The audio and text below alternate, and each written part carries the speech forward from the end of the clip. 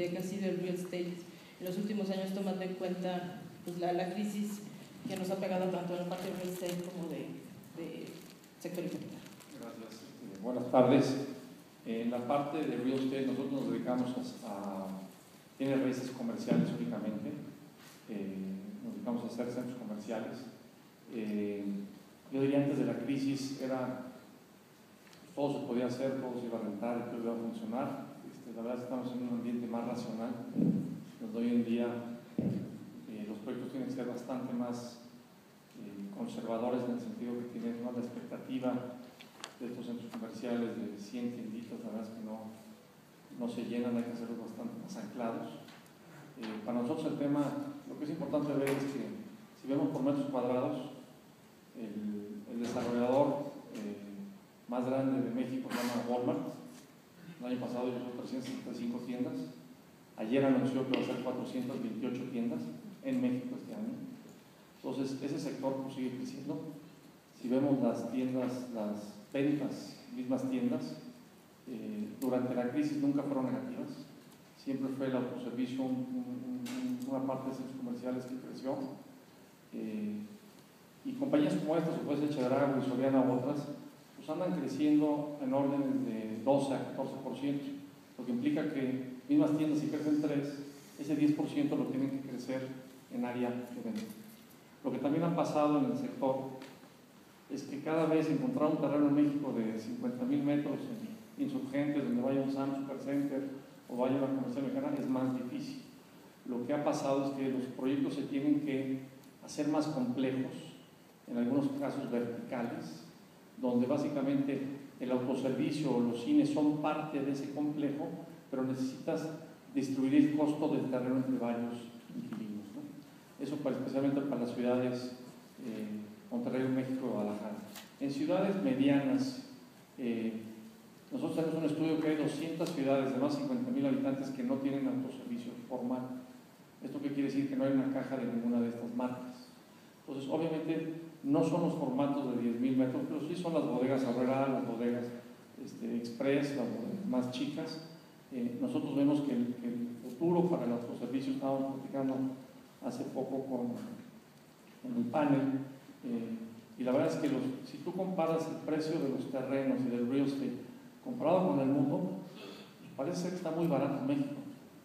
Dejamos Brasil a un lado, porque Brasil es un caso, pero estamos hablando de 2 o 3 veces en muchas partes, ¿no?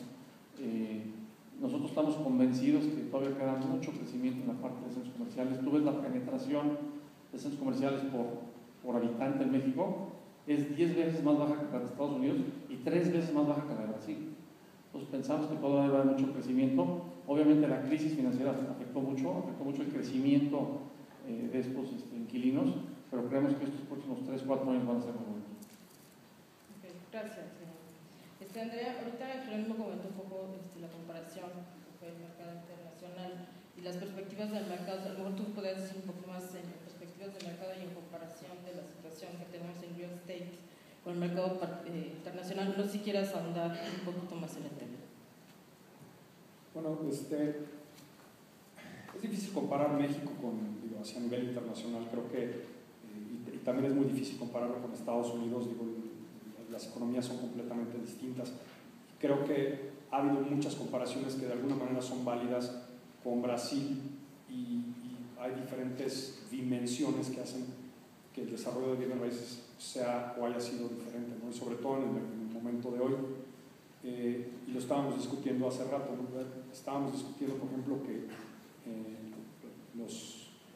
los niveles de rentas, y solo en un subsector que sería el mercado de oficinas, en México anda aproximadamente los $25 promedio. Hay zonas donde están en 20, hay algunos edificios que le pueden cobrar 30 saltos, 40 tal vez. Y en Brasil, entrar a un espacio en Sao Paulo cuesta arriba de los $100. Entonces, de alguna manera, mucha gente podría pensar que México va a llegar a esos niveles, o que Brasil está inflado y debería llegar a los niveles de México. Y en esos casos, y ya se puede después ver de una manera comparativa en oficinas, centros comerciales, es que aunque las economías son similares y la curva poblacional es similar, algo que ha hecho que sean muy distintos los desarrollos entre esos dos países es en los mercados de capitales. En Brasil, muchas de las constructoras han tenido la oportunidad de salir a la bolsa. En México solamente las vivienderas lo pudieron hacer, pero en Brasil, de hecho, antes de que empezara la crisis, eran compañías de centros comerciales, portafolios de oficinas. Hubo un IPO que a todo el mundo le llamó la atención en Brasil, que fue un proyecto, o sea, ni siquiera existía la compañía, era un business plan para hacer hoteles, y salieron a la bolsa y levantaron creo que $500 millones, ¿no? El acceso al capital en Brasil mediante los mercados de capitales ha permitido que el desarrollo en Brasil sea muy bollante, y también el acceso al capital privado, porque precisamente ven las salidas en ese tipo de mercados de capital.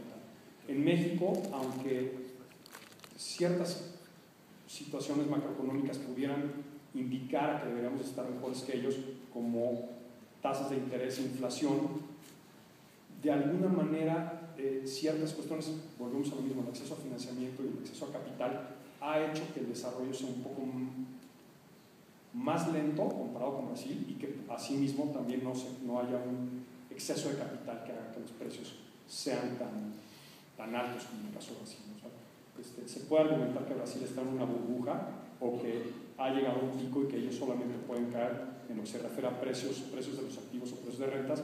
Y en México potencialmente, y es un argumento que podemos expandir ahorita con todos los que estamos aquí en el panel, es que de manera relativa, y como lo dijo Jerónimo, podemos pensar que estamos baratos relativos a Brasil en rentas y en precios de los activos, ¿no? Entonces creo que ahí, de una manera conceptual, hay una oportunidad que se pueda atender, y que es el momento para invertir y seguir creciendo, porque la plusvalía en México yo creo que va a ser más alta los siguientes años que en Brasil.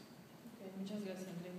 Cambiando un poquito a lo que es el sector hipotecario, me gustaría, José Jesús, que nos comentaras un poquito cuál es la situación del mercado desde el punto de vista Infonavit, dado que es uno de los participantes más relevantes actuales. Bueno, mira, quizá valdría la pena platicar un poco sobre el mercado, la demanda de vivienda, ¿no?